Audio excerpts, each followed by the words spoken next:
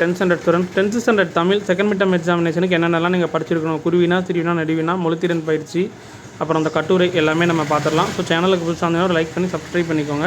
Question pattern உட்பட உங்களுக்கு நான் இப்போ ஷோ பண்ணிடுறேன், அதுவும் பார்த்துக்கோங்க. உங்களுக்கு இயல் 5 ஃபுல்லாகவே இருக்குது. அண்ட் தென் திருக்குறள் உட்பட ஓகேங்களா.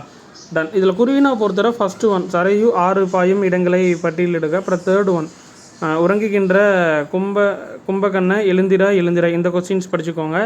நெக்ஸ்ட்டு பார்த்துட்டிங்கன்னா fourth question very very important question. Next ஓகேங்களா, இந்த 3 கொஸ்டின்ஸ் படிச்சுக்கோங்க.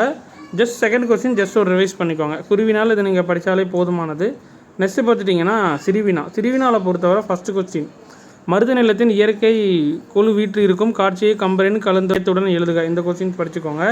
நெக்ஸ்ட்டு பார்த்துட்டிங்கன்னா third question very very important. Tamil மொழிக்கு கலைஞர் செய்த சிறப்புகளுள் நீங்கள் அறிந்து கொண்ட 2 எழுதுக. நெக்ஸ்ட்டு ஃபோர்த்து கொஸ்டின் கடற்கரையில் உப்பு காய்ச்சுதல் நடைபெறுகிறது. இந்த கொஸ்டின்ஸ் வெரி வெரி இம்பார்ட்டன்ட்டு, முக்கியத்துவம் கொடுத்து படிச்சுக்கோங்க ஓகேங்களா. நெக்ஸ்ட்டு பார்த்துட்டிங்கன்னா நெடினா பொறுத்தவரை ஃபஸ்ட்டு கொஸ்டின் மட்டும் நீங்கள் படித்தாலே போதுமானது, ஈஸியாகவே அட்டன் பண்ணிடலாம். போராட்ட கலைஞர், பேச்சு கலைஞர், நாடக கலைஞர், அந்த திரைக்கலைஞர், இயற்தமிழ் கலைஞர் ஆகிய தலைப்புகளை கொண்டு கட்டுரை ஒன்று எழுதுக. இதை நீங்கள் படித்தாலே போதுமானது. மனப்பாட பாடல் இதில் இருக்கிற இயலில் இருக்கிறத நீங்கள் கான்ஃபிடண்ட்டாக நீங்கள் படிச்சுக்கோங்க. திருக்குறளும் சைட் பைட் படிச்சுக்கோங்க. திருக்குறளும் 2 மார்க்ஸில் கேட்பாங்க ஓகேங்களா. கொஸ்டின் நம்பர் 3 பாய்ச்சல் கதையின் மையக்கருத்தை குறிப்பிட்டு கதையாக சுருக்கி எழுதுக. இதை நீங்கள் படித்தாலே போதுமானது. இப்போ உங்களுக்கு குருவினா சிறுவினா டினா எல்லாமே சொல்லிட்டேன்.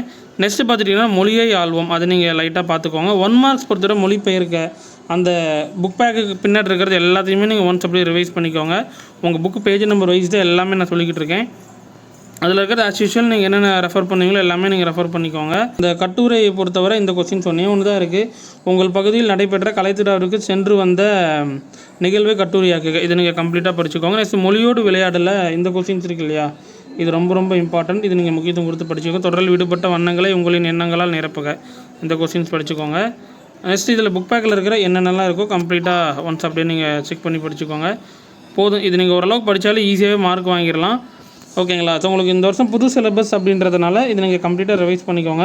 ஸோ மறக்காமல் இந்த சேனலுக்கு புதுசாக வந்தீங்கன்னா சப்ஸ்கிரைப் பண்ணிவிட்டு ஹைப் அப்படின்ற ஆப்ஷனை கொடுத்து உங்கள் ஃப்ரெண்ட்ஸுக்கு மறக்காமல் இந்த வீடியோ ஷேர் பண்ணுங்கள்.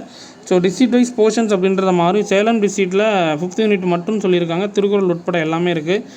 ஸோ உங்கள் டிஸ்ட்ரிக்ட்டில் இந்த போர்ஷன்ஸ் மட்டும் தானா அப்படின்றத கமெண்ட்ஸில் மென்ஷன் பண்ணுங்கள். தேங்க்யூ.